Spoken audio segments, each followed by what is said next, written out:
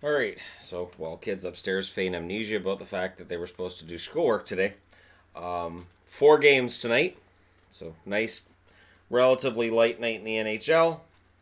For a Friday, that's pretty standard. And then tomorrow, I believe we have 12 games, so there's going to be a lot of fun tomorrow. Um, and this is going to be fun too. And sometimes I reach a point where it's like, I wouldn't mind taking a night off from watching hockey, but that's a minor complaint. So I'm not going to do it. I don't generally do it. First up, Montreal in against Anaheim. Montreal's coming off, of course, a loss last night against the Sharks, which is standard since 1999. Get that Prince song stuck in my head again. Anyways, they're in against the Ducks, who've looked pretty competitive over the last few weeks. Even though their season is over, they're at least giving it a good fight. Montreal's 36-25-7. Anaheim's 26-33-9. How have they done over their last 5 games? Well, Montreal, as stated, they lost 5-2 at San Jose, but that followed a 3-1 win at LA, which followed a 5-1 loss against Pittsburgh at home. They won at the Rangers 4-2, and they won at Detroit 8-1. So they've won 3 out of their last 5. So it all depends on how you look at it. They've lost 2 out of their last 3, or they've won 3 of their last 5. On the Anaheim side of things, of course, they lost versus San Jose dramatically, or against versus St. Louis, I should say, 5-4, dramatically. At Arizona, they won 3-1. Versus Colorado, they won 2-1. Versus Vegas, they lost 3-0, and versus Chicago, they lost 4-3. So they've won 2 out of 3 or lost 3 out of 5. Again, it's all a matter of perspective. And they really should have won that game against St. Louis. But anyways, Montreal won the matchup they had in Montreal earlier this year, and we'll see how tonight goes for them. Leading scorers, Max Domi has 22 goals and 38 assists for 60 points. Jonathan Drouin, 17 goals, 33 assists, 50 points on the Montreal side. On the Anaheim side, it's sad. Getzlaf, 11 goals, 28 assists for 39 points. Adam Henrique, 14 goals, 20 assists for 34 points. Shots leaders, Gallagher for the Montreal Canadiens with 247. Raquel for the Anaheim Ducks with 150. Excuse me. 150. That's a sad total. Hits leaders. Petrie leads the way for Montreal with 166. Josh Manson leads the way for Anaheim with 154. Turnovers, well, Gallagher's a plus 17 in the turnovers department, so takeaways, giveaways. He takes away 17 more than he gives away. And on the Anaheim side, their leader is Adam Henrique with a plus 13. Goaltenders. All right. No confirmation in the Montreal and Anaheim game. Some confirmations in the others, but nothing in this one yet. It'll be Carey Price. Niemi played last night. Price is 28-19-5 with a 917 save percentage. Niemi is now 8-6-2 with an 887 save percentage. On the Anaheim side, it's likely Gibson. Miller's 7-4-1 with a 927 save percentage. Gibson's 18-21-8 with a 914 save percentage. So the overall numbers favor Montreal. We'll see how things turn out. We'll see if Anaheim can continue this sort of turnaround. Like I said, they've won 2 out of 3 or they've lost 3 out of 5. It really depends on how you look at it. Next up, Winnipeg Jets in against the Hurricanes. This should be a fantastic game. The Jets are 39-23-4. They're coming off of kind of a drubbing that they took against the Lightning. The Carolina Hurricanes, well, they're coming off of a frustrating overtime loss in a game they probably felt they should have won. Winnipeg's 39-23-4. Carolina's 36-23-7. Over their last 5 games, Winnipeg lost, of course, at Tampa Bay 5-2. Before that, they won at Columbus 5-2. They won versus Nashville 5-3. They lost 3-2 versus Minnesota, and they lost 4-1 at Arizona. So they've won 2 out of 3, or they've lost 3 out of 5. Isn't this a fun game? Yeah, it's that time of year where it's just it's that even Steven, which is again why it's so hard for teams that are out of the playoffs to get in. You got to run the table. On the Carolina side, of course, they lost 4-3 in overtime at Boston. They won 4-3 in overtime at Florida. They won 5-2 versus St. Louis. They won 6-1 versus LA, and at Dallas they won 3-0. So in those 5 games, they've got at least a point in all 5, and they've won 4 of them. So this is definitely a team Winnipeg's going to be challenged by. But Winnipeg did win the meeting they had in Winnipeg this year. This is the second and final meeting. Scoring leaders. Blake Wheeler, 18 goals, 63 assists, 81 points for the Jets. Scheifele, 32 goals, 43 assists, 75 points for the Jets as well. On the Carolina side, Sebastian Aho leads the way, 29 goals, 46 assists for 75 points. Teravainen, 18 goals and 43 assists for 61 points. Shots leaders, Laine leads the way for Winnipeg with 216. Hamilton and Aho both have the lead now for Carolina with 204. Your hits leaders, Brandon Tanev, 222 for Winnipeg. DeHaan is the hits leader for Carolina with 162. Turnovers, your biggest positives, Scheifele for the Jets with a plus 22. Jacob Slavin, plus 27. You want to talk about guys who, if we had a Norris-level trophy, meant for the defensive defenseman specifically, so the Rod Langway level, Slavin would likely get it. Slavin's been fantastic. Anyway, goaltenders, Brossoit's been confirmed, which tells me Hellebuck's still fighting whatever. Brossoit's 11-5-2 with a .927 save percentage. Hellebuck 28-18-2 with a .910 save percentage. On the Carolina side of things, I'll say McElhinney should probably start.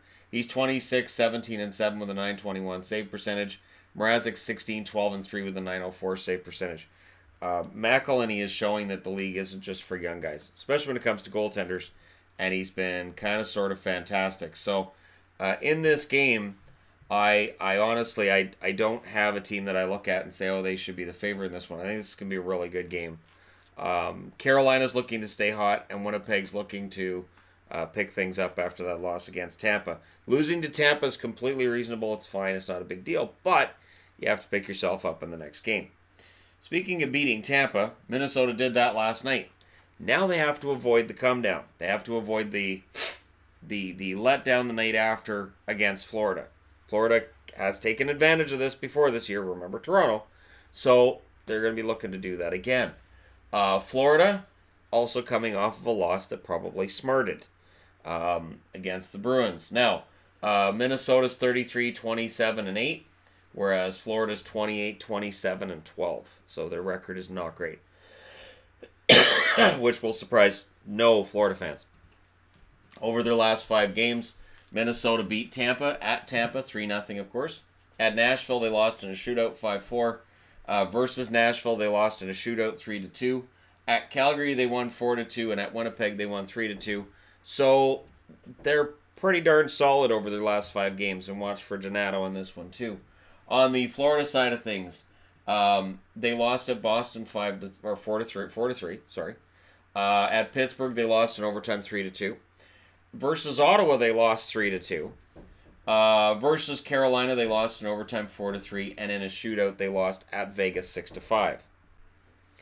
So for Florida, it's been just endless frustration overall. Minnesota did win the one meeting these teams had in Minnesota. Your scoring leaders, Parise for Minnesota, 24 goals and 31 assists. Stahl, 19 goals, 28 assists. On the Florida side, Barkov, 29 goals, 41 assists, 70 points. He's having an excellent season.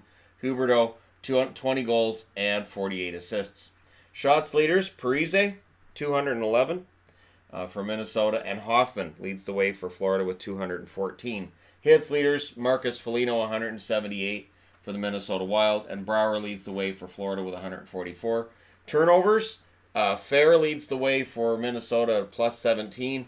Barkov, plus 32. Barkov is fantastic. Goaltenders,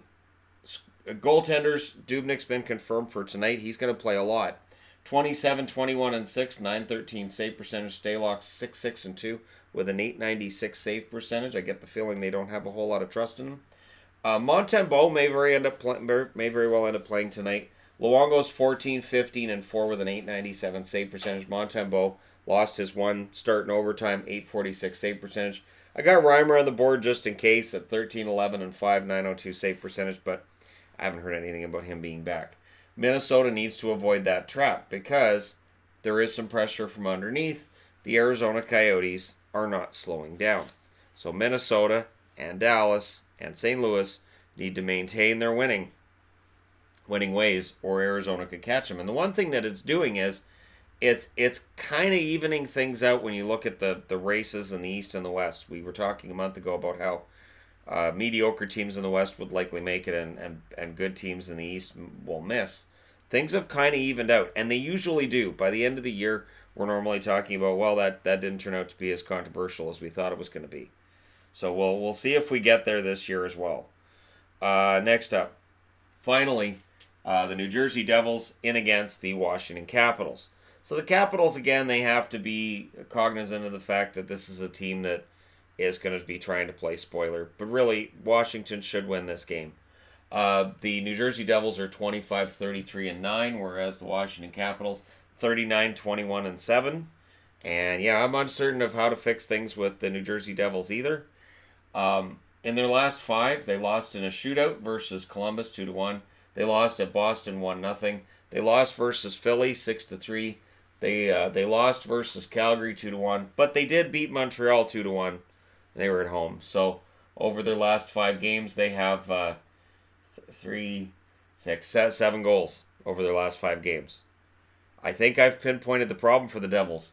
Washington's last 5 games, they won at Philadelphia 5-3. They won in a shootout at the New York Rangers 3-2.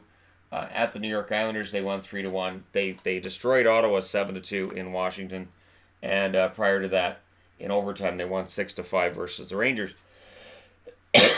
This series is tied 1-1. New Jersey trying to win this third meeting between these teams. We'll see how they do. Scoring leaders for New Jersey: Palmieri, 26 goals, 22 assists. Hischier, 17 goals, 27 assists. And yeah, this team has really missed Taylor Hall this year quite a bit.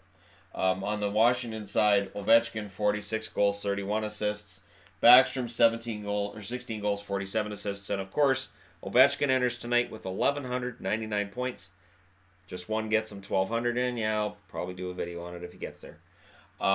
Shots leaders: Palmieri leads the way for New Jersey with 196. Ovechkin for Washington with 267. So early in the year, it seemed like Ovechkin's shots were down. Somebody must have told him. Hits leaders: Coleman for New Jersey with 182. Ovechkin for Washington with 176. Ovechkin kind of does everything out there.